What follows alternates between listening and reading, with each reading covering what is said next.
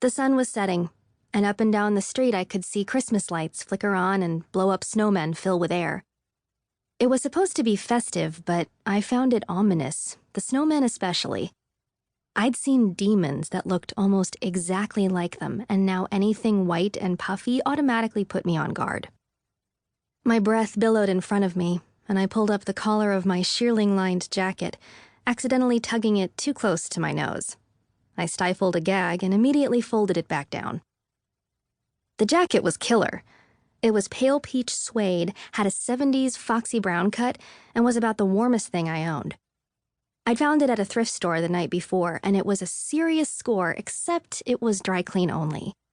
I thought I could get away with wearing it without spending more to have it cleaned than it actually cost, but nope. Breathed too deeply, and I definitely got a whiff of weed, BO, and a third note I couldn't identify. Maybe canned corn? I tried breathing through my mouth. Cassandra wasn't wearing a coat. Of course. Even in December. She sat next to me on the wooden bench, in just one of her brother's hoodies over a flannel, her hair pulled back into a ponytail and anchored with a plain old rubber band. Cassandra doesn't worry about split ends. She was gnawing on her thumbnail, making really gross sounds that were at odds with her "I sell detox tea on my Instagram" kind of beauty. Her right leg bounced at 180 BPM, and she spit a piece of nail onto the ground.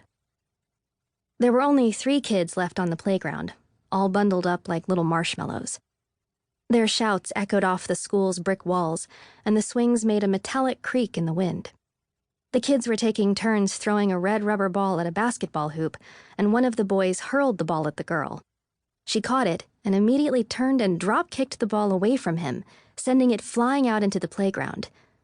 I stifled an urge to cheer her on. "What do you think?" I asked.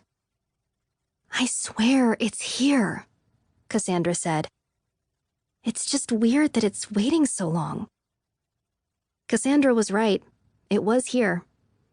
I could tell by the sadness that tickled the edges of my mind and the way I shivered more from disgust than the cold every time the air moved around me. It was the reason Cassandra was so nervous, even though we were about to do something that, in the past month, had become as routine to us as going to school or not doing homework. We'd been in its presence for a while now, and exposure to a negative demon always brings nerves and despair, even to sitters. On the basketball court, one of the little boys was on the ground crying, while the little girl stood over him doing some sort of dance and kicking at his shins, her dangling mittens giving her the appearance of having 4 hands. I was trying to decide whether I was still on her side when Cassandra jumped up and started running across the playground. I was right behind her, my eyes straining in the crepuscular light to make out what she saw. There, by the monkey bars. A shimmer. Barely visible, but I saw it nonetheless, like a glitch in reality. I detoured to the basketball court and held up my hands, palms facing the kids. "Mnemokinesis!" I shouted at them. They stopped fighting and turned to look at me with blank stares, arms hanging limply at their sides. Cass and I now had 5 minutes to do what we needed to do before the spell wore off and the kids would remember everything they saw.